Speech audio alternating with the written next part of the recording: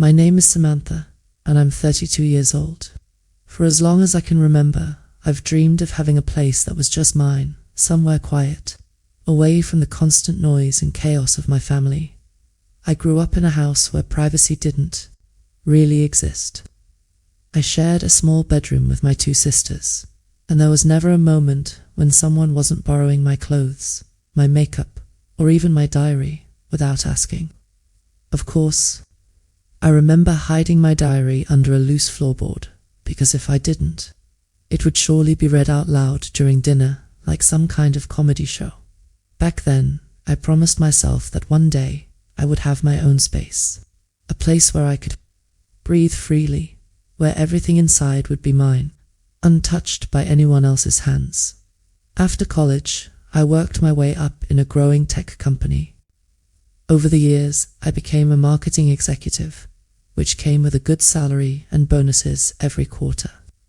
Whenever I got a bonus or a tax refund, I quietly put that money aside in a separate savings account, one that my husband David didn't know about. It wasn't because I didn't trust David. In fact, David is one of the kindest, most generous people you'll ever meet. He's 34, and he has a heart of gold. But he grew up in a family where there were no real boundaries. Everyone shared everything, doors were always open, and privacy was seen as selfish. Whenever I would bring up how frustrating it was when his parents dropped by our house without warning, or when his siblings borrowed our stuff and never returned it, David would just shrug and say, "That's just how family is." But that wasn't good enough for me. I wanted respect for my space, for my things, for me. So, while I smiled and played along during family get-togethers, I kept saving, in secret. In my banking app, I even labeled the account Someday Dream. It was my quiet promise to myself. 6 years of careful saving later, I finally had enough for a down payment. I didn't tell anyone, not even David, because I wanted this to be my sanctuary, a place that was completely separate from the constant drop-ins and chaos. I hired a discreet real estate agent named Carla, who understood what I was looking for. During our very first meeting, she smiled knowingly and said, "Sometimes we need a sanctuary that's just for us. I'll help you find yours." For months, Carla and I searched for the perfect place. Finally, we found it. A beautiful 2-bedroom cabin by a quiet lake, surrounded by trees, with a wraparound deck and large windows that looked out over the water. The cabin sat on 2 acres of private land. It was only about a 45-minute drive from the suburban home David and I shared, which was perfect. Close enough for a quick weekend escape, but far enough that it felt like another world entirely. The very first time I walked inside, I knew this was the one. Sunlight streamed through the big windows, casting warm golden light across the hardwood floors. I could already imagine myself curled up in a corner with a book, sipping tea while watching the sunset reflect off the lake. Buying the cabin was both thrilling and terrifying. Every time I signed another piece of paperwork, I felt a mix of excitement and guilt. I told myself that one day I would reveal the cabin to David as a surprise, maybe on our anniversary. I believed that once he experienced it, he'd understand why I needed a space just for us, away from the constant interruptions from both sides of our family. The day Carla handed me the keys, I nearly cried. For the first time in my life, I had something completely mine. That first weekend, I stayed at the cabin alone. It was pure bliss. I brought cleaning supplies, fresh linens, and a few personal items to make it feel like home. I swept and scrubbed every surface, set up furniture exactly how I wanted it, and decorated with things that reflected my style, not my mother-in-law's opinions or my sister's taste. Nobody telling me the couch would look better against that wall. Nobody questioning why I picked a certain color for the kitchen towels. Just me, my choices, and my space. Over the next few months, I made small improvements. I fixed the creaky deck boards, updated the bathroom with modern fixtures, and on shiny stainless steel appliances for the kitchen, my favorite project was creating a cozy reading nook by the big lakeview window. I built a cushioned window seat with hidden storage underneath, piled it with soft pillows, and set up a little side table for books and tea. It quickly became my favorite spot in the world. I developed a routine. Every other weekend, I'd head to the cabin under the guise of work trips, visiting old friends, or attending personal development retreats. David never questioned me. He trusted me completely, and that trust made me feel a little guilty, but not guilty enough to give up my freedom. Inside the cabin, I displayed decorations and artwork that truly represented me. Bright throw pillows, quirky souvenirs from my travels, bold pieces of art that my mother-in-law would have called too modern. For once, I didn't have to compromise my taste. Sometimes, while sipping wine on the deck, I'd call David and pretend I was working late at the office.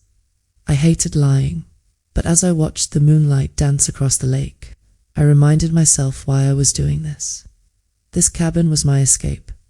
As our 5th wedding anniversary approached, I started planning the big reveal. My dream was to bring David there for a romantic weekend and surprise him with the fact that it was already ours. I imagined his shock melting into excitement as we made plans to spend weekends there together. Just the two of us, no parents, no siblings, no uninvited guests. I truly believed he'd understand why I had kept it secret for so long. But I was so wrong, because while I was making plans for a perfect surprise, someone had already discovered my secret sanctuary, and they were using it behind my back to understand why this hurt so deeply. You need to know a little more about my family and David's. My parents, Janet and Harold, are loving people, but they are extremely involved in their kids' lives. Too involved. My mum doesn't really believe in boundaries. She read my mail if it's sitting on the counter, or go through my purse if she's looking for a pen. My dad just laughs it off and says, she's just trying to help. Then there's my younger sister, Megan, who's 29. She's been competitive with me since we were kids.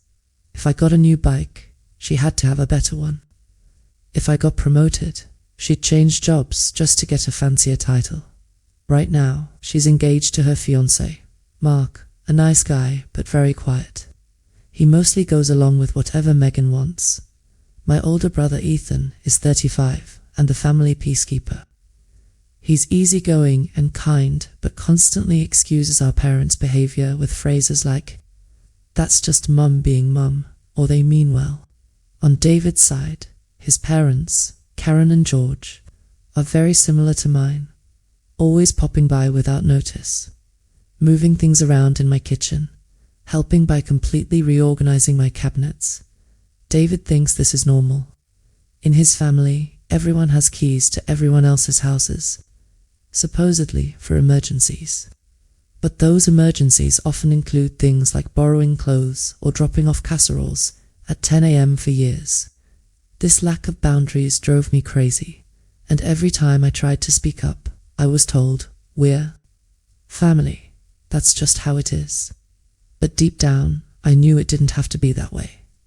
Things reached a breaking point when Megan got engaged. Suddenly, every weekend was filled with wedding planning events that we were expected to attend, no excuses allowed. I felt trapped, constantly surrounded by family, with no space to breathe. So when work offered me a 2-week business trip to Europe, London, Paris, and Berlin, I jumped at the chance. It felt like my one chance to escape and recharge. As I packed my bags, I promised myself that when I came back, I would finally tell David about the cabin. Little did I know, by the time I returned, everything would be ruined. The business trip was supposed to be an exciting opportunity for me, a chance to grow in my career and maybe even secure a promotion. My team and I had spent months preparing for these presentations, but honestly, while I was packing my suitcase, my mind was already halfway back at the cabin. I couldn't wait to bring David there and finally show him what I had been building for the last 6 years. As my plane took off, I looked out the window and imagined how surprised he'd be when he saw the lake. The cozy little reading nook, the wrap-around porch. I could almost picture the look on his face when I handed him a mug of coffee and said, "Welcome home." It was all I could think about as I travelled from London to Paris, and then finally to Berlin. The last presentation in Berlin was the most important one, the one that could determine whether our company landed a major client. It was supposed to be my moment to shine, but instead, my mind was filled with thoughts of home, of the cabin, of the secret I was about to reveal. I had no idea that back home, my secret wasn't a secret anymore. On the second to last day of the trip, I was in my Berlin hotel room, going over some notes for the big meeting the next morning, when my phone buzzed with a FaceTime call. It was from Rachel, a woman I'd met a few months back. She owned a cabin across the lake from mine. We weren't super close, but we'd bonded over our shared love of the peaceful lake community. I answered, expecting a quick hello, maybe a casual question about the local wildlife or weather. Instead, Rachel didn't even say, "Hi, Sam. Are you having some kind of party at your cabin right now?" she asked, sounding puzzled. My stomach dropped. "No," I said immediately, shaking my head. "I'm in Berlin. The cabin's supposed to be empty." "Well," Rachel said slowly, turning her phone so her camera faced the lake, "someone is definitely there." I stared at the screen, confused at first, but then I saw it. Even from across the water, I could tell something was wrong. The cabin's windows were glowing with bright light, and there was way more activity than there should have been. 5 cars were parked in the driveway, and through the windows, I could see people moving around inside. My heart started pounding. Can you get a little closer?" I asked Rachel. "Sure," she said, her voice dropping to a whisper like we were in a spy movie. "Give me a few minutes. I'll circle around through the woods." The next 20 minutes felt like an eternity. I paced my hotel room, clutching my phone so tightly my hands started to cramp. When Rachel called back, she was crouched behind some trees near my property. Her voice was low and urgent. "Sam, I think it's your family." My blood ran cold. She shifted her phone slightly to get a better angle, and what I saw next made my head spin. In the first video clip, my younger sister Megan was sitting on my brand new couch, wearing what looked like one of my sweaters. She was laughing, sipping wine out of the crystal glasses I had bought for special nights on the deck, nights I had imagined sharing quietly with David. Mark, her fiancé, was sitting next to her like he belonged there. The next video panned over to the kitchen. My parents, Janet and Harold, were bustling around like they owned the place. My mum was opening cabinet after cabinet, clearly looking for things like she'd done it 100 times before.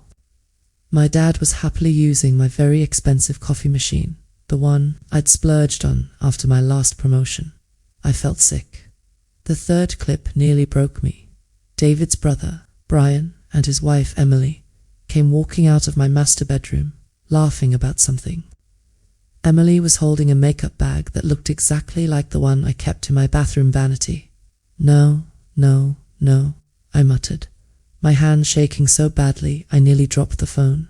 Rachel whispered, "Sam, there are balloons tied to your porch railing, and there's a big banner across the living room that says, 'Congratulations.'" I couldn't believe what I was hearing. She shifted the camera again.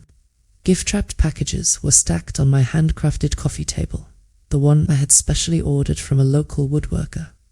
My childhood photo albums were spread across my dining table, which I had carefully picked out myself, and in the background, I could hear music playing. Not just any music.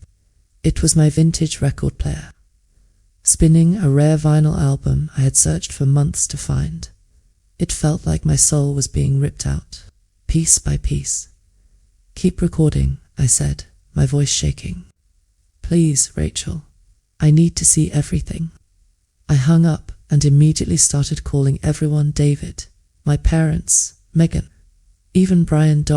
Nobody answered. Not a single person. It was like they had all collectively decided to ignore me while they turned my sanctuary into their personal party venue.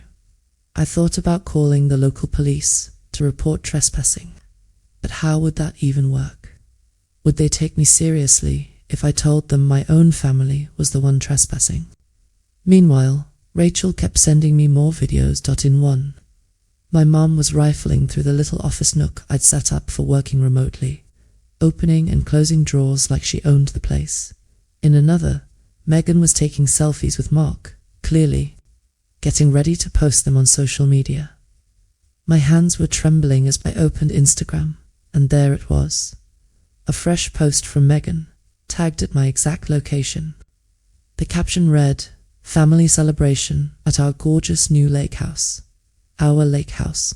As if they had all chipped in to buy it. As if it wasn't my hard work, my savings, my dream. Fury boiled up inside me as I kept scrolling. I found older posts, 2 from weeks and even months ago. Photos of different family members at the cabin. This wasn't the first time they'd been there. My stomach churned as realization hit me. Someone had known about the cabin for a while. Someone with a key, and they hadn't just snuck in alone, they'd shared it with the entire family, turning my private retreat into their communal hangout spot. There was only one person who could have possibly figured it out. David. He was the only one who might have noticed the missing money or the financial details that hinted at the purchase. But how? I'd been so careful, keeping documents locked away and using a private email account. I sat on the edge of the hotel bed, staring blankly at the wall as the truth sank in. Whether or not David knew, he was the only one who could help me fix this. From thousands of miles away, I took a deep breath, gathered the most damning videos Rachel had sent, and forwarded them to him with a single message. "Our families are throwing a party at my cabin, the one you didn't know about. Fix this. Now." Then I waited. 15 minutes crawled by, each one feeling like an hour. Finally, 3 little dots appeared on my screen, the sign that he was typing. His reply was short, almost confused. "What cabin? What are you talking about?" 1 immediately. "Sent more videos." "This cabin," I typed furiously. "The one I bought with my money. The one everyone clearly knows about now." Another long pause. Then, "I had no idea you bought a cabin. I'm leaving work right now. Send me the address." My fingers flew over the keyboard. "If you're lying to me, David, our marriage is over." Almost instantly he replied, "I swear." "Sam, I didn't know. I'm driving there right now. This is completely unacceptable." The next hour was pure agony. I couldn't sit still. I paced back and forth across my hotel room, glancing at my phone every 30 seconds, desperately waiting for updates. My chest felt tight, like there was a heavy weight pressing down on it. Was David telling me the truth? Or had he been lying to me this whole time, just like the rest of them? I didn't know what to believe anymore. Rachel continued sending text. Updates from her hiding spot across the lake. "A new car just pulled up," she wrote. "Tall guy, dark hair, walking really fast. He looks angry." "David, it's him." I texted back quickly. "Please keep watching and record whatever happens." I gripped my phone so tightly my knuckles turned white. Through Rachel's camera lens I saw David slam his car door and march straight toward the cabin. He didn't knock.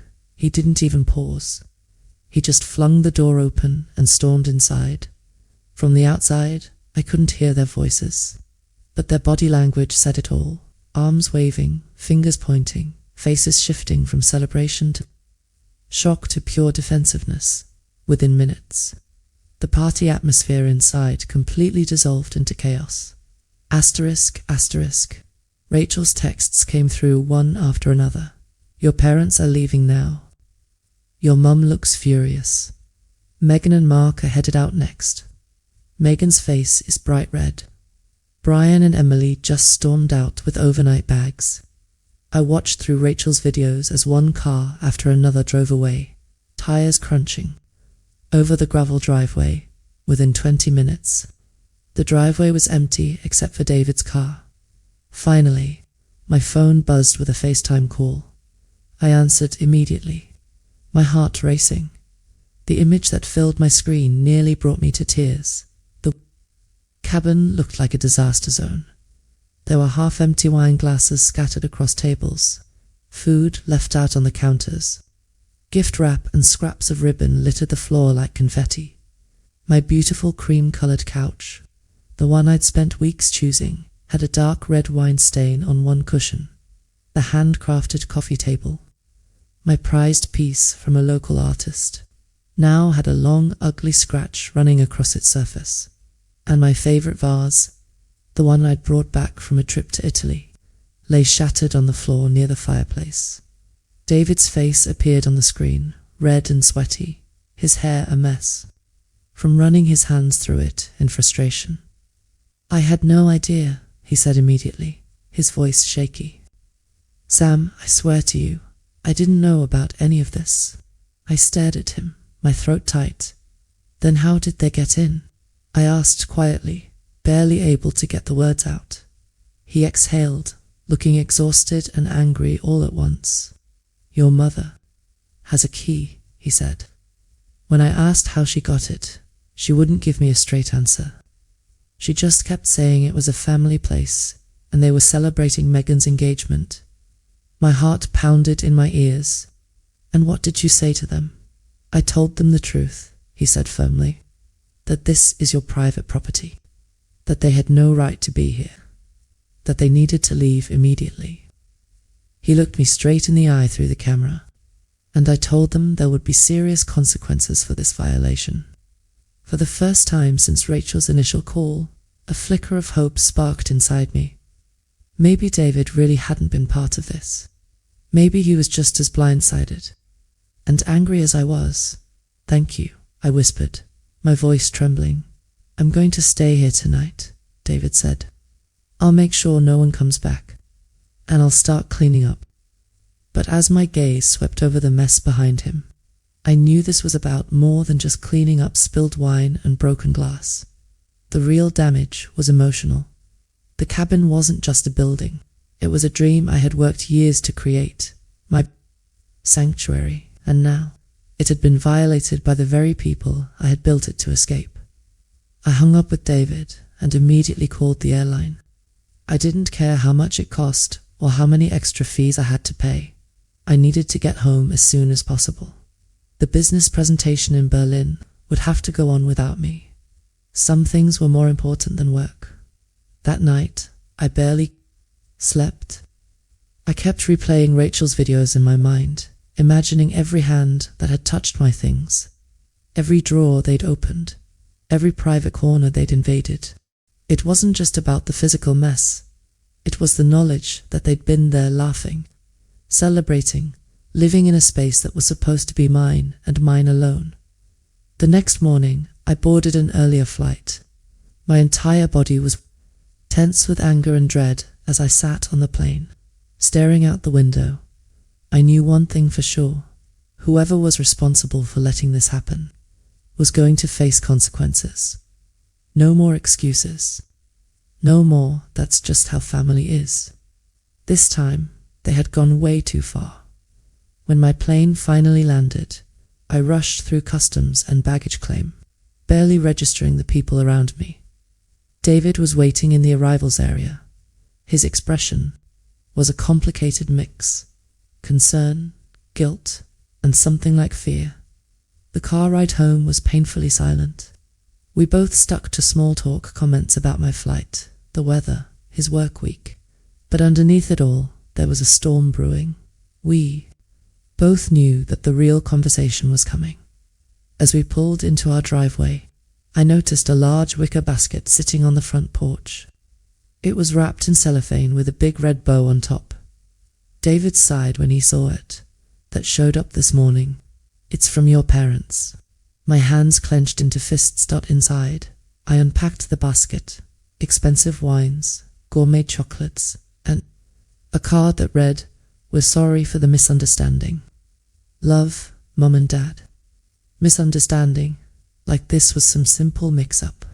Not a massive violation of my trust and privacy. I set the card down on the coffee table and turned to face David. My voice was surprisingly steady. I need to know everything, I said. When did you first find out about the cabin? How long have they been going there? Who else knew? David sat heavily on the couch, running his hands over his face. I only found out about it a month ago, he admitted. Your mum called? Me, really upset. She said she'd found some purchase papers in our home office while she was looking for an old family photo album. I froze.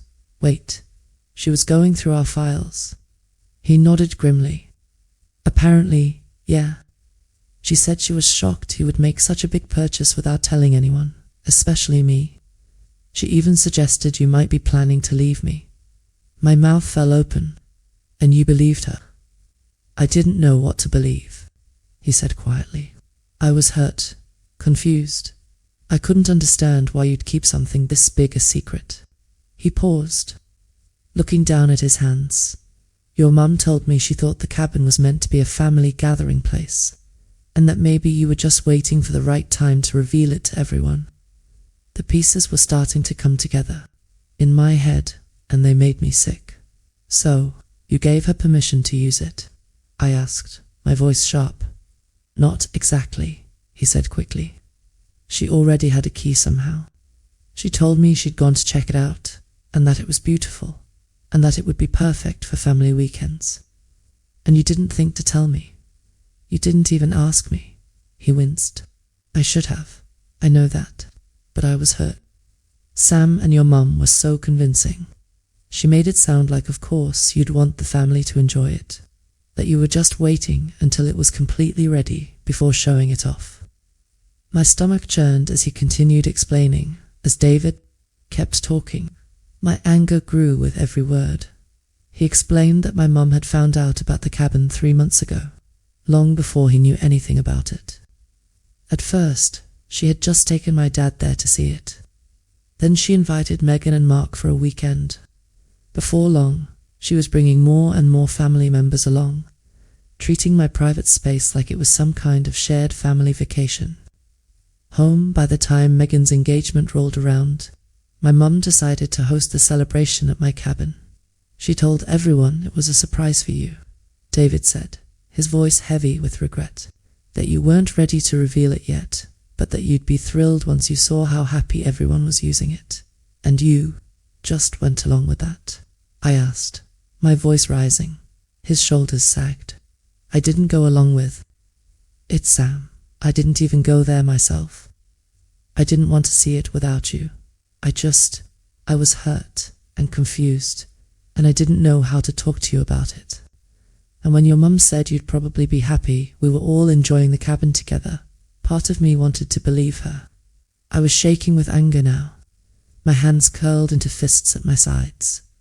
So for an entire month, you knew they were using it, I said, my voice trembling, and you never told me. He looked like he wanted to disappear into the couch cushions. I should have told you immediately. I know that now. I didn't want to make things worse. My laugh came out sharp and bitter. David, this was my space, my dream, the one thing I kept for myself. And you let them invade it like it was a public park. He flinched but didn't argue. After sending David outside to check on our mail, I went straight to the home office. I had to see the evidence for myself. Sure enough, my files had been tampered with. I noticed tiny details, folders slightly out of place, papers stacked in the wrong order. Then I found it, a receipt for the cabin's security. System tucked into the wrong folder entirely. A business card from Carla, my real estate agent, stuffed carelessly between tax documents. My mum had definitely been snooping. When David came back inside, I held up the papers. My hands were shaking with rage. She went through everything. I hissed, my private documents, my lockbox.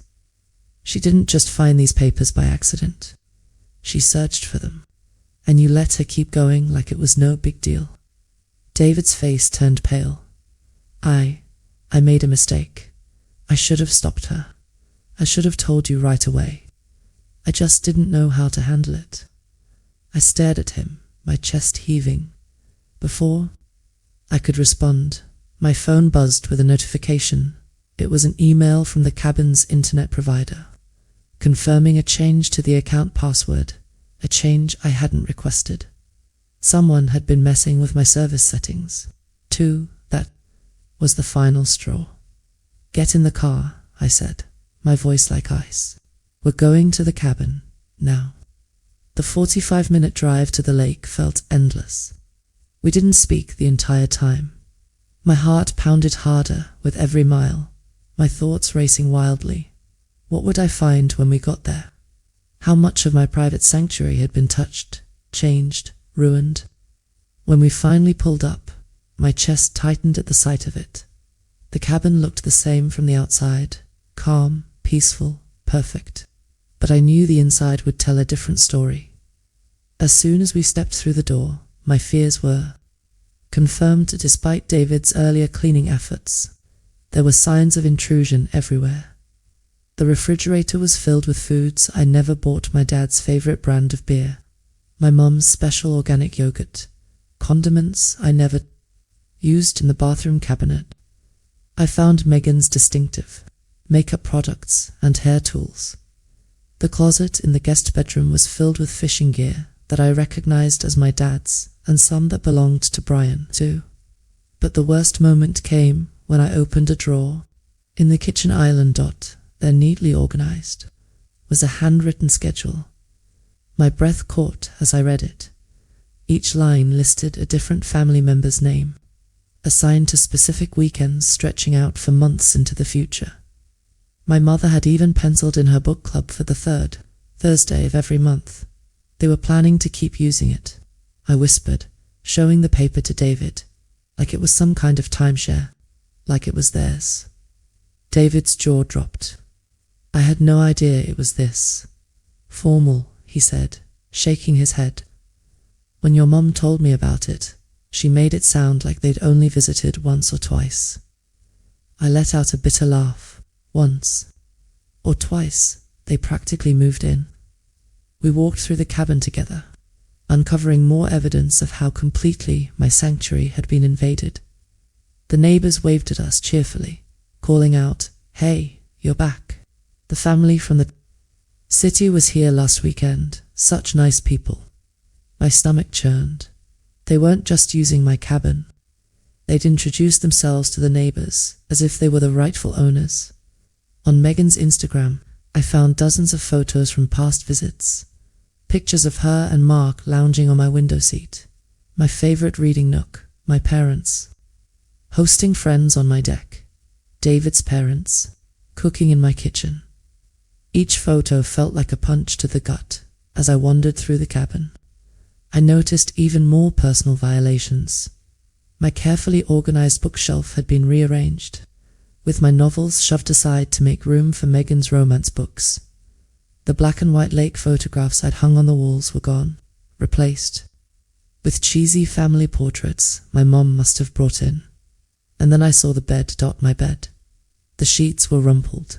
There was an unfamiliar perfume scent lingering in the air. Someone had been sleeping in my bed. I covered my mouth, fighting back tears. This was supposed to be mine, I whispered. My one safe place. That night, David and I didn't sleep in the same room. For the first time in our marriage, we voluntarily stayed apart, him in the guest bedroom, me alone in the master bedroom, staring at the ceiling. I couldn't sleep. My phone buzzed repeatedly with messages from family members, each one worse than the last. From my mom. "I don't understand why you're so upset. We thought you'd want us to enjoy your beautiful cabin too. That's what family does. We share." From Megan, "You're totally overreacting. It's just a cabin. It's not like we ruined anything important." From my dad, "Your mom is very hurt by your reaction. She just wanted everyone to be included." And from Brian, "Not cool having David kick us out like that. We were just celebrating Megan's engagement. Each message made my blood boil. They didn't see it as a violation. They saw it as their right. I turned my phone off and stared out the window, the moonlight reflecting off the lake in that quiet moment. I knew things could never go back to the way they were. Trust had been shattered. Boundaries had been crossed. So completely that they couldn't be uncrossed. And I wasn't sure I even wanted to try. The next morning, over a tense breakfast, I told David my plan. "I need space," I said, stirring my coffee without looking at him. "I'm taking a week off work to stay here alone. I need time to think, to figure out what happens next." David's expression softened. "I understand," he said carefully. "Do you want me to help clean up the rest of the mess they left behind?" "No," I said firmly. "This was supposed to be my space. If I'm going to reclaim it, I have to do it myself." He nodded slowly. "I really am sorry, Sam.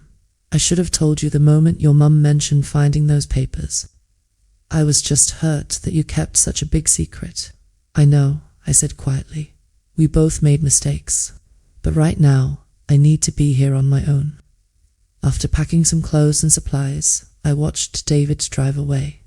Then I turned back toward the cabin and took a deep breath. This was my sanctuary, and I was going to take it back piece by piece. When David's car disappeared down the long gravel driveway, the silence hit me like a wave. I stood there on the porch, clutching the new set of keys David had given me earlier, and I looked out over the lake. It was calm and beautiful, just like the first time I'd seen it. But now, instead of peace, I felt anger simmering beneath my skin.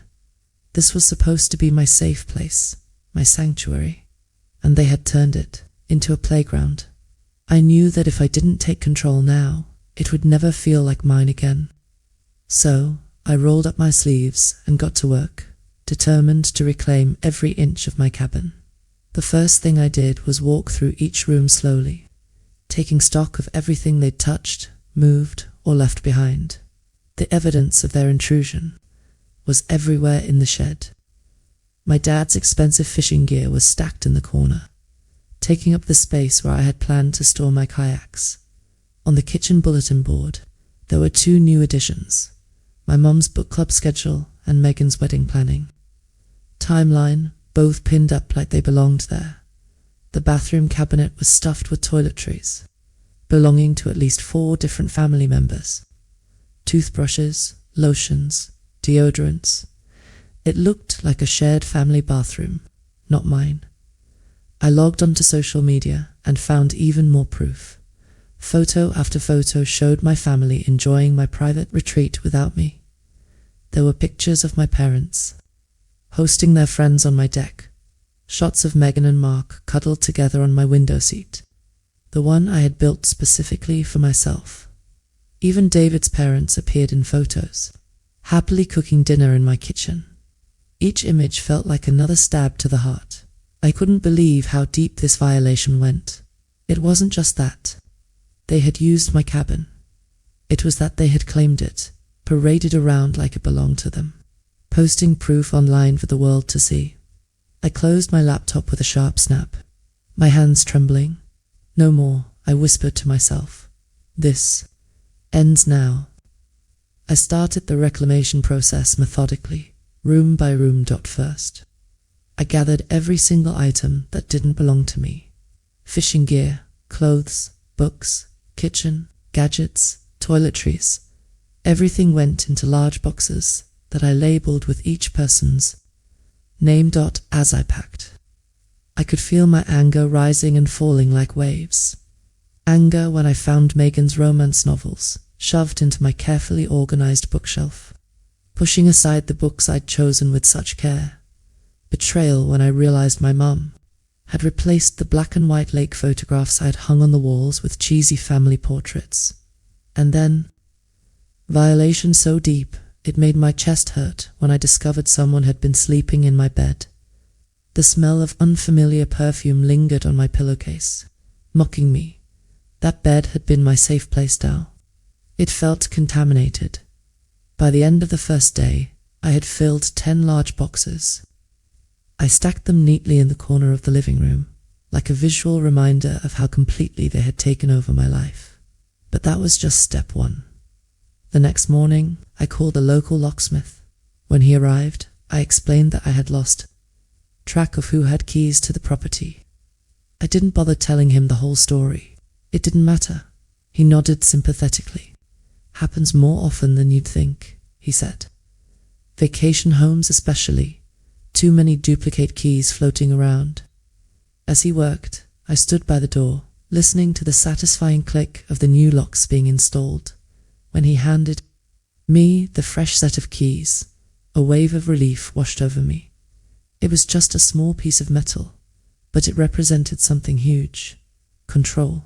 From now on, I decided who could come in and who couldn't. No more unexpected visits, no more free-for-all. After the locks were changed, I moved on to security. I called a local security company and ordered cameras for every entrance, even a smart doorbell camera that would alert me whenever someone came near the cabin.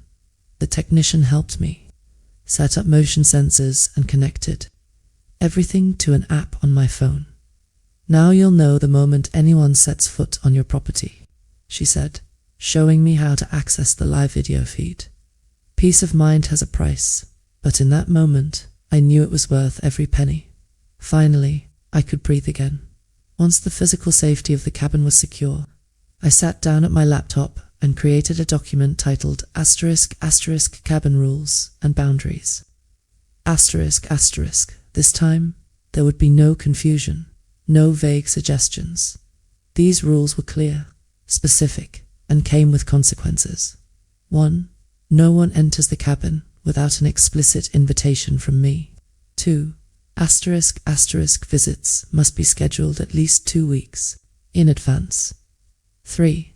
No posting photos or sharing the cabin's location on social media. ***. 4. No giving out the address or access codes to anyone else. Point 5. Any violation results in a 6-month ban from visiting. As I typed out each rule, I felt stronger. For years, my family had ignored my boundaries, brushing me off whenever I tried to assert myself. But this time, there would be no room for interpretation. Throughout the week, different family members tried to contact me. My phone buzzed constantly with calls and texts, but I ignored most of them when I did respond. I set up individual meetings, one-on-one conversations, so I wouldn't be outnumbered or overwhelmed. The first meeting was with my mum. We met at a neutral location, a little coffee shop halfway between the cabin and my house. The moment she sat down, she launched into defense mode. I was just trying to include everyone, she said, her voice pleading. This beautiful cabin, I thought it was for all of us to share.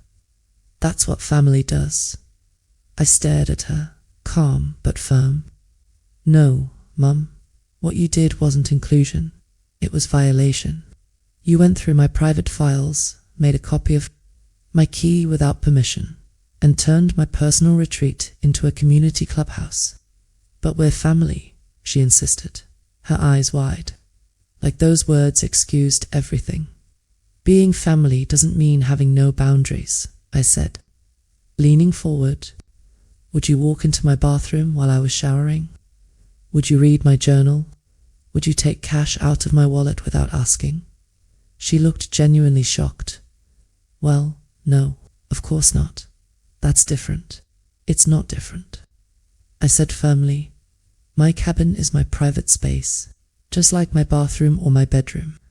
The fact that you don't see that is exactly why I needed a place of my own. Her mouth opened and closed as she tried to come up with a response, but nothing came out. By the end of our conversation, I made it clear, if she ever wanted to visit the cabin again, she would have to follow my rules completely. The days of that's just how family is were over. Mum, I said quietly, I need you to see me as an adult with my own life and my own boundaries. Respect them or you won't be welcome. My meeting with Megan didn't go nearly as well. The The moment we sat down, she crossed her arms and rolled her eyes. "You're seriously blowing this out of proportion," she said. "We're sisters. Sisters share stuff." "This isn't about sharing clothes or makeup," I said, struggling to keep my voice calm. "You invaded my space. You used my things without asking. And you posted photos of my private property online." She shrugged, completely unfazed. "Whatever. It's not like you were using it while you were in Europe." I stared at her in disbelief. "Megan, this is about respect," I said. "If you can't acknowledge that, you won't be allowed there again." She smirked, clearly not taking me. "Seriously, fine, whatever." I walked away from that meeting knowing it might be a long time before Megan truly understood my dad. Harold was next. When we met for lunch, he immediately tried to smooth things over. "Your mother meant well," he said, his tone gentle. "She just wanted everyone to enjoy this beautiful place you found." I held up my hand to stop him. "Dad, good intentions don't erase bad actions," I said firmly. "If I'd wanted a family lake house, I would have discussed it with everyone. I built this space for myself, for peace and quiet, not to host constant gatherings." He looked genuinely confused. "But why would you want a place all to yourself? Family togetherness is what makes life meaningful." I sighed. "I love family togetherness, Dad," I said softly, "but I also need balance. Sometimes I need solitude. I need a place where I can be completely myself, without worrying about anyone else's expectations." He nodded slowly, finally beginning to understand. "I'll talk to your mother," he promised, "and I'll respect your rules from now on." By the end of the week, the cabin looked completely different. It wasn't just clean, it felt mine again. The locks were changed, the security cameras were active, the boxes of other people's things were gone, returned to their rightful owners, and for the first time in months, I felt like I could breathe again. But there was one last person. I needed to talk to David, and I knew that conversation was going to be the hardest one of all. When Friday evening arrived, I sat on the porch of the cabin, watching the sun dip below the trees. My stomach churned with nerves, knowing David would be there soon. This conversation wasn't just about the cabin. It was about our marriage, about trust, respect, and how we would move forward after everything that had happened. When David's car finally appeared at the end of the driveway, my breath caught. He parked, got out slowly, and walked up the steps with a hesitance I'd never seen in him before. He didn't just stroll in like usual. He knocked. That small gesture gave me a tiny glimmer of hope. I opened the door and stepped aside to let him in. For a moment, we just stood there in silence, looking at each other. Both of us weighed down by everything unspoken. David's eyes scanned the cabin, taking in the changes. The new locks, the rearranged furniture, the empty, spotless shelves, the security cameras mounted by the door. "You've been busy," he said quietly. "I had to be," I replied, my voice calm but firm. I couldn't just sit around waiting for someone else to fix this. It's my space, my sanctuary, and I wasn't about to let anyone take that away from me again. He nodded, his face somber. "I understand why you did it," he said after a pause. "And I understand now why you needed this place in the first place." "Do you, David?" I asked, my voice cracking slightly. "Because for weeks, you let my mum convince you this was a family property. You never even asked me what was really going on." His shoulders slumped. "I know, I failed you. I should have trusted you enough to come to you directly instead of listening to her. I should have respected your privacy from the start." "You should have," I said bluntly. "But I also should have been honest with you about buying this cabin. I should have told you the moment I signed the papers, instead of waiting for some perfect moment." We sat down at the kitchen table, my table, one of the few things untouched by my family, and finally started to talk, really talk. For hours, we unpacked everything. Not just the cabin situation, but years of built-up frustrations and misunderstandings. I told him how suffocated I felt by both of our families, how every drop-in visit and every unreturned borrowed item chipped away at my sense of self. He admitted that he grew up in a world where privacy was practically a foreign concept. To him, family sharing everything wasn't just normal, it was expected. "I never realized how much it was hurting you," David said, his voice breaking. "I just thought you were particular about certain things. I didn't understand you. We're trying to protect yourself. And I didn't understand how deeply ingrained it was for you," I admitted. "I just kept secrets instead of standing up for what I needed." Our conversation circled back to one painful truth. We both had failed to communicate honestly.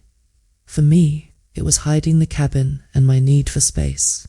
For him, it was dismissing my concerns with, "That's just how family is." At one point, I took a deep breath and said, "If we're going to fix this, we need help. I want us to see a marriage counselor, someone neutral who can help us learn how to navigate boundaries with each other and with our families." David didn't hesitate. "I want that too. I don't want to lose you, Sam. I want to do better." His sincerity made my chest ache. I nodded, tears stinging my eyes. "Then we start now. We rebuild this step by step." Later that night, we sat together on the deck, watching the moonlight shimmer on the lake. The quiet between us felt different now, not cold and angry, but heavy with understanding and possibility. "This cabin will never be what it was before," I said softly. "It won't ever be completely private again, not after what they did." David reached over and took my hand. "Maybe it doesn't have to be the same," he said. "Maybe it can become something new, a symbol of what we've learned, a place where we make memories on our terms." I squeezed his hand, grateful for his words, but still cautious. "There will be rules," I said firmly. "Clear ones. No exceptions. Not even for parents or siblings." "Agreed," he said, without hesitation. "In the future, if anyone visits, it will be by invitation only," I continued. "Limited stays. Respect for my things and my space. If they can't follow the rules, they don't come back." David nodded. "And I'll help enforce those boundaries. No more brushing it off with, 'That's just how family is.'" For the first time in weeks, I felt a flicker of hope. Maybe this wasn't the end. Maybe, just maybe, it was a new beginning. The next morning, we made a plan to return to the cabin together in a few weeks for our anniversary, not as a secret escape, but as a couple rebuilding their foundation. David even surprised me with a small gift he'd brought, a custom wooden sign for the cabin door. It read, "Samantha's Sanctuary. Enter with respect and permission only." When he held it out, to me, my throat tightened with emotion. "I love it," I whispered. He smiled. "It's a promise to you, to us, and to everyone else. This is your space, and from now on, everyone will know it." In the following weeks, we followed through on our plan. We started marriage counseling, attending weekly sessions where we unpacked years of unhealthy patterns. For David, that meant learning to see my boundaries as valid and important, not as rejection or selfishness.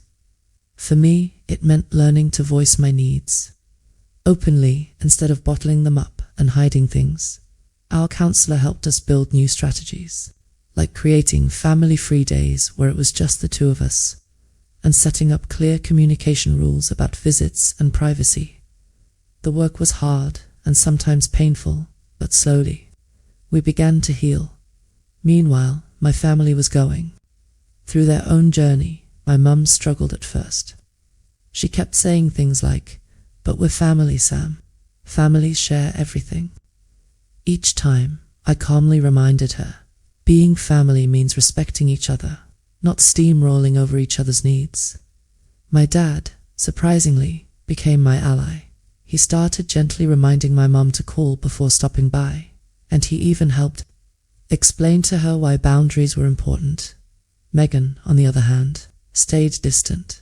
She refused to admit she'd done anything wrong and barely spoke to me for weeks. But one evening, out of the blue, she called. Her voice was quiet, almost hesitant. "Mark and I had a fight," she said, "about personal space, and I think I finally get why you were so upset about the cabin." It wasn't a full apology, but it was the first crack in her wall of defensiveness. 2 weeks later, I invited her for a sister's weekend at the cabin, her first authorized visit. 2. My surprise, she followed every rule. No uninvited guests, no rearranging furniture, no posting photos without my permission. It felt like a small step forward, and for the first time in months, I felt a glimmer of hope for our relationship too. Back at the cabin, David and I spent our anniversary together, just the two of us. We cooked dinner, sat by the fire pit, and talked late into the night. As we watched the sunrise over the lake, I realized something profound. The cabin wasn't just a physical space anymore. It had become a symbol of growth, healing, and the hard work of establishing boundaries, not just with family, but in every area of my life. But there were still moments when the past crept back in. One day, while walking through town, I saw a bulletin board with a faded piece of paper pinned to it. It was my mum's old book, club schedule, the very same one she had once pinned inside my cabin. Seeing it triggered a fresh wave of anger and hurt. For a moment, I was right back there, watching Rachel's videos of my family celebrating in my sacred space. But instead of letting the pain swallow me, I took a deep breath and reminded myself how far I'd come. This wasn't about erasing the past.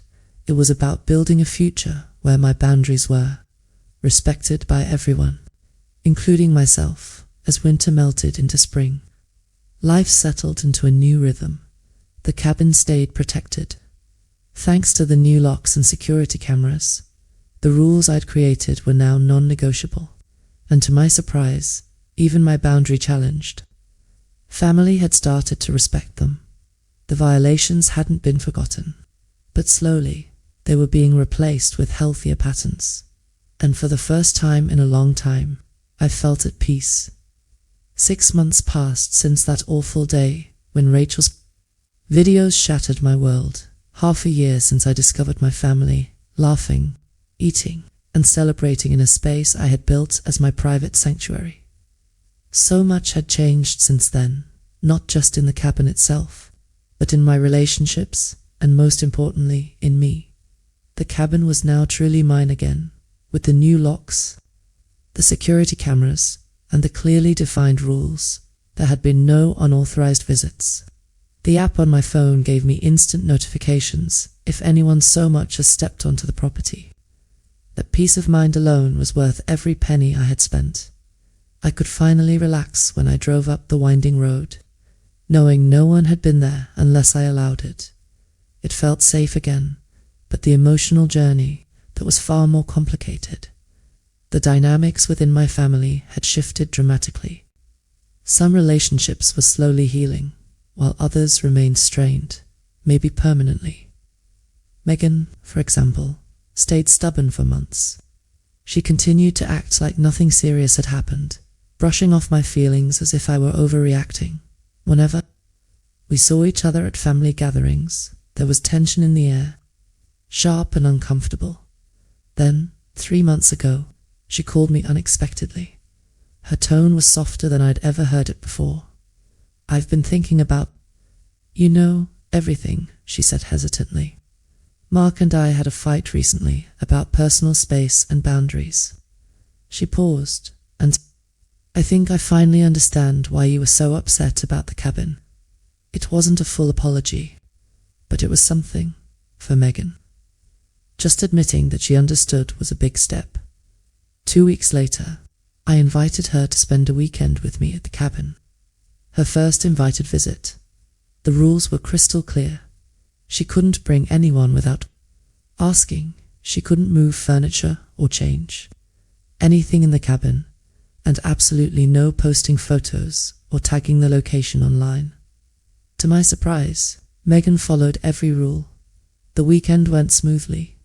We talked, we even sat together by the fire pit, reminiscing about our childhood for the first time in a long while. It felt like we were sisters again, not rivals competing for space and attention. It gave me hope that maybe, with time, we could rebuild our bond. My parents, on the other hand, had been on a longer, slower journey toward understanding. My mum struggled more than anyone to her.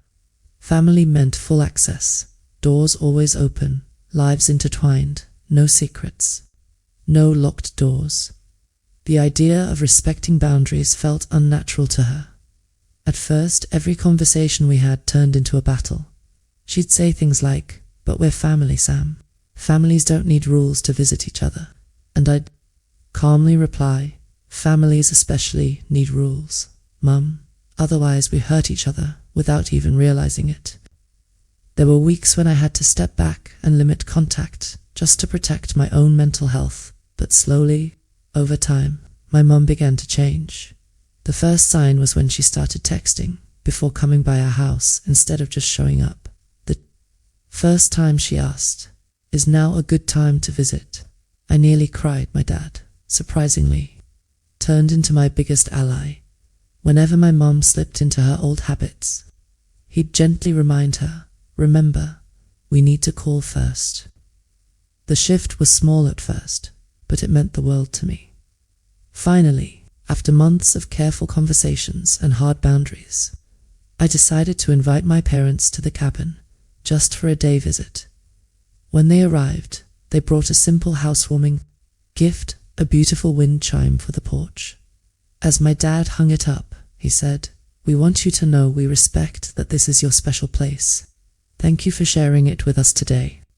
Hearing those words, I felt something inside me loosen. For the first time, I believed they might actually understand.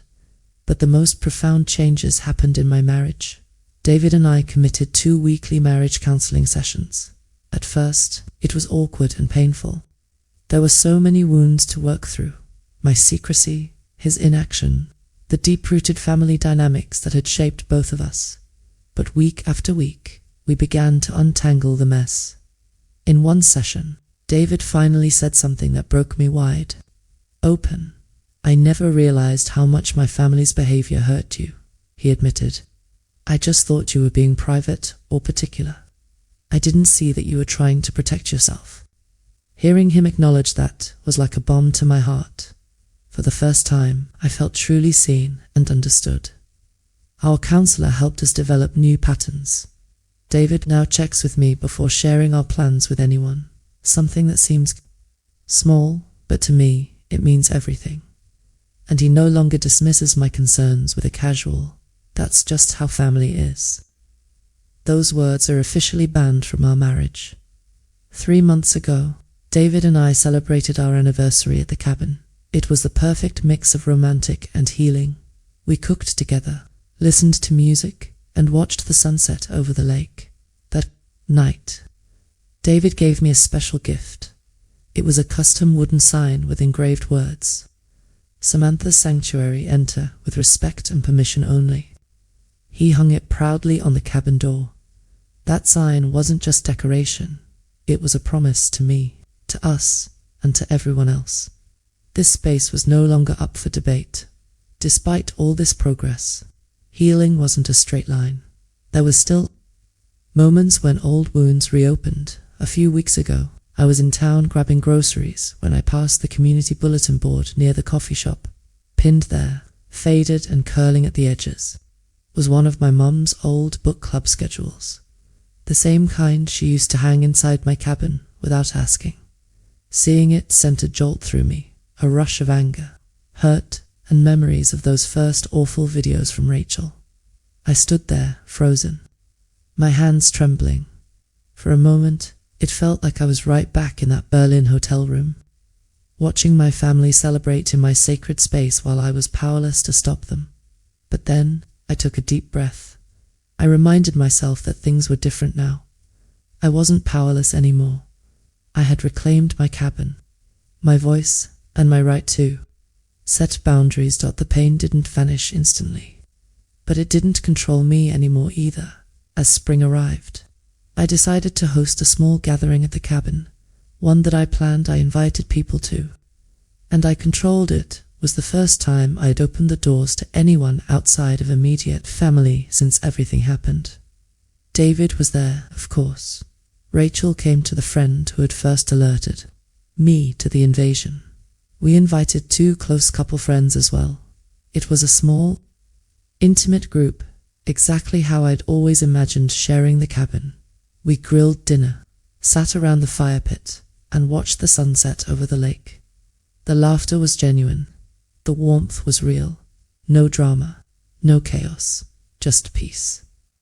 Later that evening, as Rachel and I stood on the dock watching the moonlight ripple across the water, she turned to me and said, "You seem different, stronger, maybe, more confident." I smiled softly. "I am," I admitted. "I used to think boundaries meant pushing people away, but now I see they're about creating a safe space where relationships can actually grow." Rachel nodded, her eyes warm with understanding. "That's powerful," she said. "It is," I agreed. "And it's something I wish I'd learned years ago." As we packed up that night, I looked around the cabin one last time. It didn't feel tainted anymore. It felt alive again, like the sanctuary I'd dreamed of all those years ago. But now, it held something even more valuable. Proof of my strength, my growth, and my right to define how others interacted with me and my life. As I stood there on the dock, gazing at the calm, moonlit water, a thought washed over me. This cabin wasn't just a structure anymore. It wasn't just wood, glass, and stone. It was a symbol of something far deeper. My right to have a space that was truly mine. My right to set boundaries, and my right to be respected. 6 months ago, this place had been the center of my worst nightmare, but now it had become the heart of my healing. Over time, my relationships with my family continued to shift in surprising ways. Megan and I grew closer in small but meaningful steps. It wasn't perfect. There were still moments when her old habits of competition and entitlement peeked through, but she was trying. Since that first rule-following weekend, she'd visited the cabin twice more, both times respecting every boundary I had set. For Megan, that was a big deal. It showed me that change was possible, even if it came slowly. During one visit, as we sat on the porch sipping tea, she finally said, "I really didn't get it before, Sam.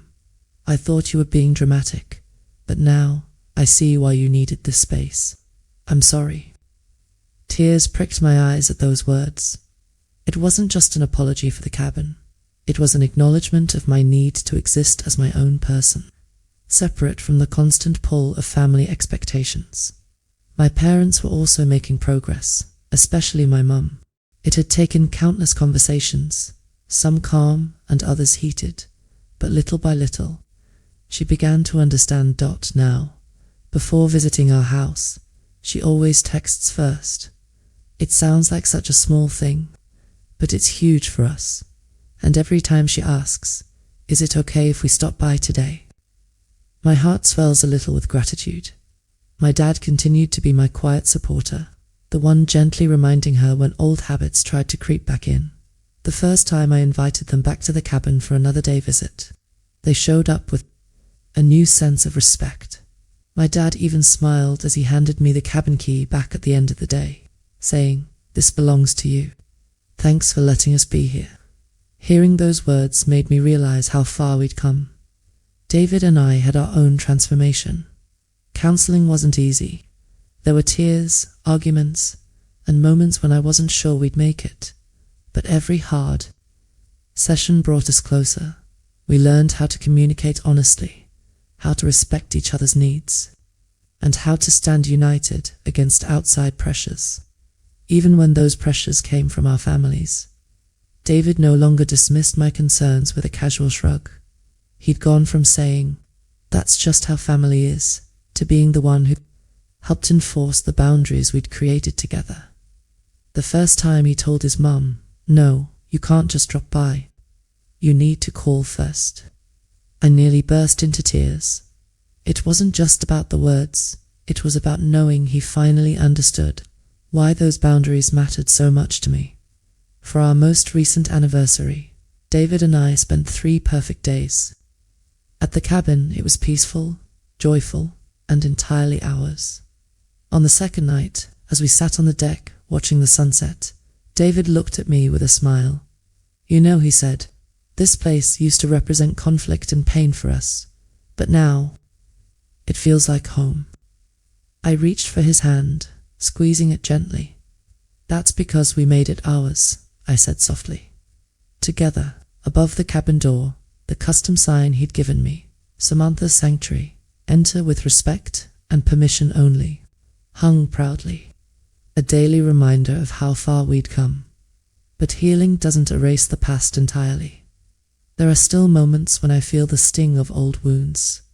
Sometimes it's a smell, a certain perfume that reminds me of the day I found out someone had been sleeping in my bed.